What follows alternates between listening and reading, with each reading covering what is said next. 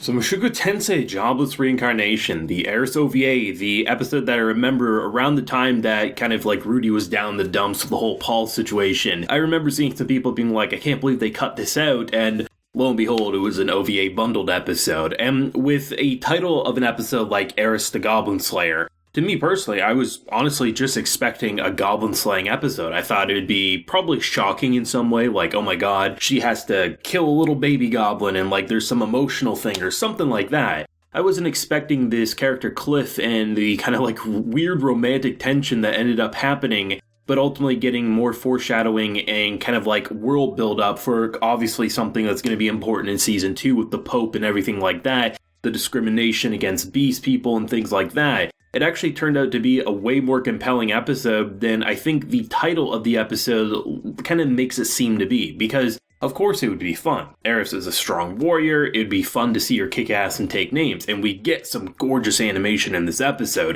That fight scene was killer, no pun intended. But the actual moment, seeing an almost reverse of what happened when we met her as a character. If we reflect back, right, Core 1, we see Rudy having to deal with this bratty girl who wants nothing to do with him. And to see how bratty and immature she was and how much Rudy had to grow up even more than he already did at such an early age. To then see it almost reverse where you have this character Cliff, who is without a doubt a powerful mage. I know there's going to be some people who be like, oh, you know, he's talking all this shit, he's so high up, but I mean, we have to understand that Rudy, the character that we've been following throughout this show for so long, is an anomaly. Not only just the ability to cast spells without saying them, his skill level and power level is almost unmatched by a majority of the characters that will ever meet in this show. So it's easy to forget that even though he can do things that are a lot more skillful than this character Cliff can, at the end of the day, Cliff is a powerful, powerful mage. And the idea of him almost like bragging because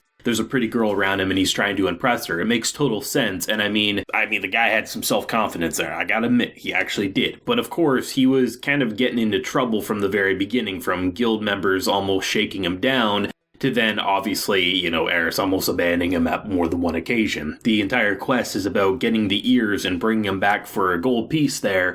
And the way he was basically turning them to ash, you couldn't even take the roasted ear because it crumbles into basically a pile of nothing.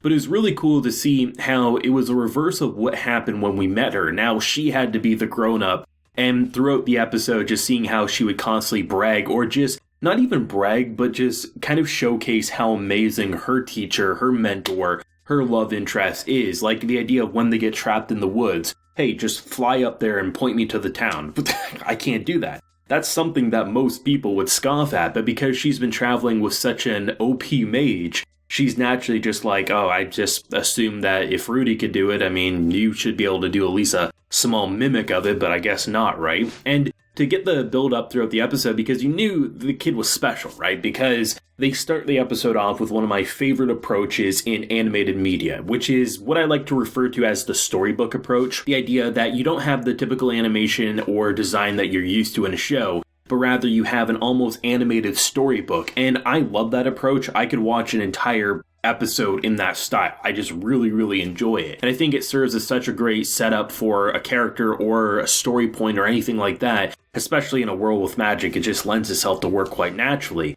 And then to see over the course of the episode building up more and more, and then we see this moment with someone who's clearly of royalty, a knight protecting her, and then you have these assassins clearly working for like an organization around the Pope or in that area for sure. And then to see how afterwards he puts on a helmet so he's not recognized. At first, what I thought was happening there was that Key didn't want the little princess or royal member there, the knight who was protecting her, to see him, because it was like, oh, it's going to be like he's actually royalty alongside them. But then as they're walking away, you see one of the bandits saying like Master Cliff, and that's interesting because very much the idea of trying to conceal your identity around people who, the people that you technically serve or are under the guardianship of someone within there, you don't seemingly completely agree with, or maybe you do, but there's conflicting feelings because Eris wants to attack.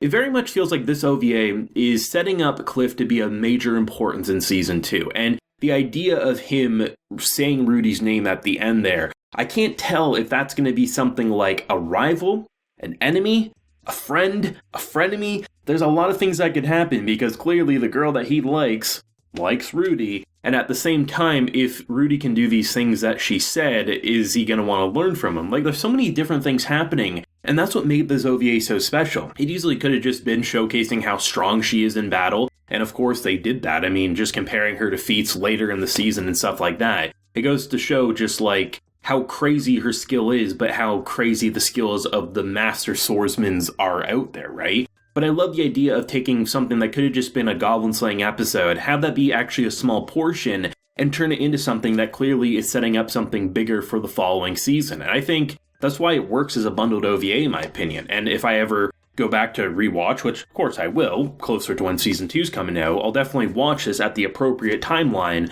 when watching the mainline episodes, right? But it was great to see. I mean, the production screamed Mushoku Tensei, of course. I mean, the ERIS animation and how she was jumping and dodging was superbly animated. It was just a great episode overall. Like, I'm very, very impressed, and it'll be interesting to see if they'll do any more OVAs before season 2 pops up, or if we'll just wait for the season 2 that's already been announced and go from there. The one thing I actually seemingly forgot about, or at least how much I enjoyed, was when the opening started playing and you just have the typical, like, just seeing the characters interact with the world as the beautiful soundtrack is taking place, because it's something that I really do hope more anime are going to take an influence of, because stories don't necessarily need to take the shortcuts in the way of, like, using the minute-and-a-half opening so they don't have to animate anything. Because here's the thing, right? You don't have to have the craziest animation. If we look at this OVA, right, it's just her walking through the market, basically. There's not a whole lot happening when the song is playing, but it's so much more compelling, and it establishes the mood in such a way that I've only seen a show like this do it,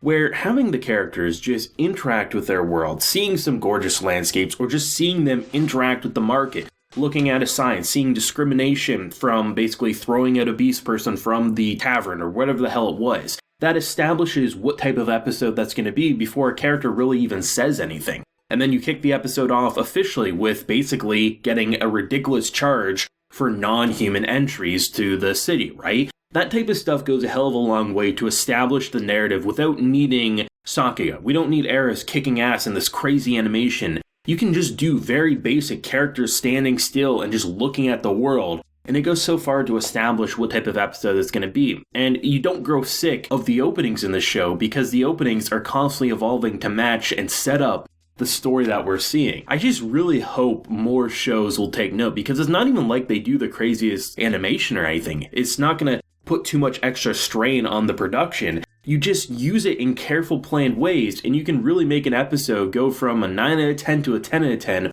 with just that natural setup, where most anime just use the same cardboard cutout opening that you get bored of after the second or third listen.